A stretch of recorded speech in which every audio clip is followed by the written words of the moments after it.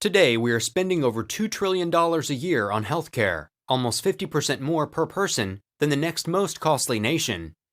And yet, for all this spending, more of our citizens are uninsured. The quality of our care is often lower, and we aren't any healthier. In fact, citizens in some countries that spend less than we do are actually living longer than we do. These words were said by President Barack Obama during his 2009 speech to the American Medical Association. He was addressing the healthcare crisis that led to his signing of the Affordable Care Act into law in 2010. Investopedia defines the gross domestic product (GDP) as the monetary value of all the finished goods and services produced within a country's borders in a specific time period. Usually the time period is a year. There's a great deal of research being done globally on the topic of healthcare costs and effectiveness, but some of the most comprehensive is done by the Organization for Economic Cooperation and Development, OECD. Each year, the OECD tracks and compares healthcare data for the US and several other high-income countries. For the year 2013, this included Japan, New Zealand, Australia, the Netherlands, the United Kingdom, France, Germany, Norway, Denmark, Canada, Sweden, and Switzerland. The goal of the tracking is to measure and compare the cost of healthcare and to determine whether the cost is leading to more positive outcomes or not. The data for 2013 shows that 17.1% of the US GDP was spent on healthcare. This is significantly more than all of the other countries studied in the comparison. France is the next one down on the list at 11.6% of the GDP. The total healthcare spending in the US per capita for the year 2013 was $9,086.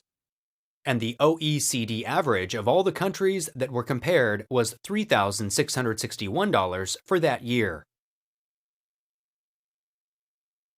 So, what makes American healthcare so expensive? First, let's note that of all the countries compared, the US is the only one that doesn't have some form of a universal health insurance system other than Medicare and Medicaid, which covers the elderly and some of the poor. How has that affected healthcare? For the year 2013, the number of MRIs, CT scans, and PET scans that were done in the comparison countries were measured per 1,000 persons. Again, the US had the highest number of all three tests, showing 106.9 MRIs, 240 CT scans, and 5 PET scans. The US population also takes more drugs. The average person over age 18 takes 2.2 prescription drugs regularly. This doesn't include over-the-counter drugs, which also cost money and have side effects, nor does it show how many drugs the average person takes if he or she is over 60. Besides doing more tests and taking more drugs, the US also spends a lot more on tests and drugs. In the US, it costs $1,145 to have an MRI. In Australia, it's $350. For a CT of the abdomen, it'll be $896 if you live in the US. But if you're from Canada, you'll pay $97 for the same CT scan. Also, suppose you live in the US and you need a Ceravent discus to control your chronic obstructive pulmonary disease. Unless you have insurance, you'll pay about $445. But if you're in Canada, you can get it for about $80. But why? In countries that have a national healthcare system, drug prices are negotiated with the appropriate government organizations. This doesn't happen in the United States, and American insurance companies don't usually negotiate the drug prices either. Brand-name drugs are more expensive than generics, and it takes the Food and Drug Administration (FDA) a long time to approve them. Running a capitalist healthcare system costs a lot of money. Instead of one payer, there are many, and someone's got to keep track of it all. According to David Cutler, a health economist from Harvard, the administrative costs of running our healthcare system are astronomical. Just to give you one example, Duke University Hospital has 900 hospital beds and 1,300 billing clerks. The typical Canadian hospital has a handful of billing clerks. Single-payer systems have fewer administrative needs, and this doesn't even include the cost of advertising. In addition, in the US, we spend a lot of money on healthcare, but not much on social services when compared with other countries. That begs the question, would we be healthier if we did? What if our poor had better housing and better food security, and our elderly had better retirement benefits? Although the US may spend more money on healthcare, Americans don't go to the doctor as often.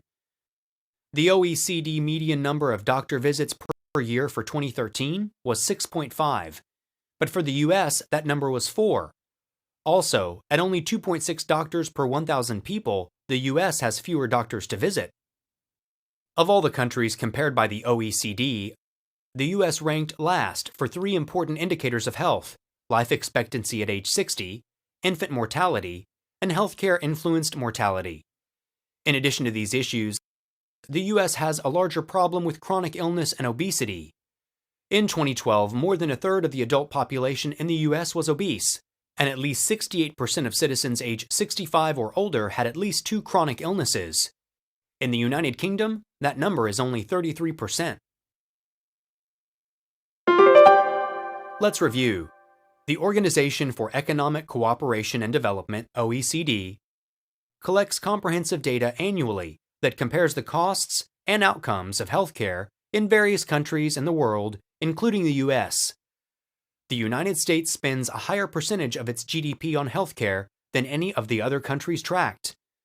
The US is the only one of the countries analyzed that does not have a universal health insurance system.